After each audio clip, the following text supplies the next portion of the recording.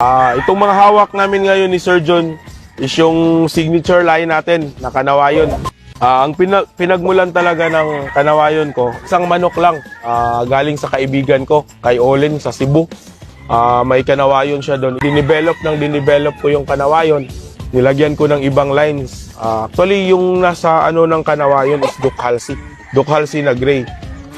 Nung dumating yung brood cock dito 13 years ago, hinalo ko sa mga gray for 5 years.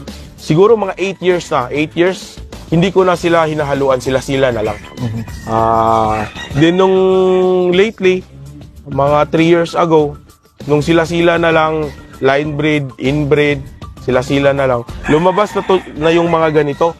Saka nila, saka yung sila na lang, green leg pa rin tapos puting buntot. Ito yung maraming gustong bumili.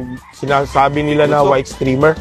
Ano ba yung standard na look at body conformation ng original na RRZN na nakanawayon? Actually, ganito talaga.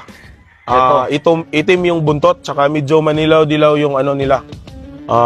Pag sila na lang, may mga lumabas talaga na ganito. Pero ang original talaga is yung itim talaga na So, buntot. difference nito mga to, ito na yung medyo mas light ng konti. Mas light ng konti. So, kumbaga sa mga pulang manok, ito yung mga medyo may bandera.